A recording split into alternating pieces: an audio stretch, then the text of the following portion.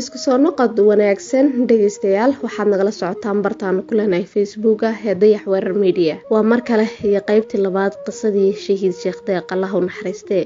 Markuu noo imaaday Allah u naxariistee halgama Sheekh Deeq iyo naftood hurayaashii la socday.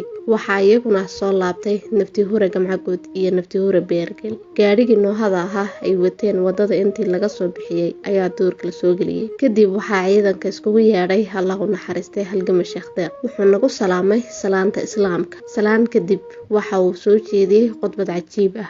Waxa uu aad ugu dheeraaday fadliga jihaadka iyo dhibaatada uu gumaysigu ku hayo shacabka dulman ee Soomaalida ogaadeenaya. Waxaan ka xasuustaa hadaladiisii. Naftood horayaal waxaanu nahay guri ay shacabkeenu dugsanayaan.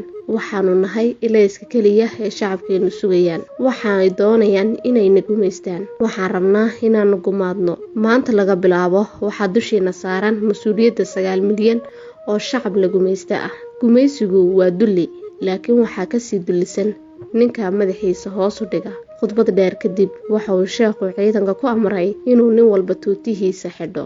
Markaanu xidhanay ayuu noo qaybiyay qorihii. Waxaanu wadanay qori 7 ah. Waxaana loo dhiibay naftii hore Beergel. Ciidanka intiisi kale ee K47 ayuu u dhiibay. Wuxuu anigana ii dhiibay boorsada uu ku jirto oo wuxuu yidhi ciidanka adiga ayaa dhakhtar u ah. Markaan salaadii maqrib tukanay ciidanka nin walba qorigiisii iyo beelkiisii uu wato ayaan isku gurnay gaadhigii noohada ahaa. Waxaan la socda naftii hore Gamcagood. Waxaan qaadnay wada midda feerfeer aan ahayn. Waxaanu sii marnay tuulo la yiraahdo Kunaso. Meeshaas waxeedana ma joogin. Markay saacadu tahay 4 saac oo habeenimo ayaanu aragnay toosh. Gaadhiga ayaa la istaajiyay. Ka deg ayaa la yidhi. Markaan degnay ayuu halgama Gamcagood u tagay tooshkii. Waxaanu soo kaxeeyay. Waana ninkii la rabay inuu na wada mariyo. Markii ninkii wada mariyaha ahaa aanu helay ayuu gaadhiga kala wareejiyay. Waxaana la laabtay naftii hore Gamcagood. Intii kalena hayaankii ayaanu bilownay. La soco qaybta 3aad.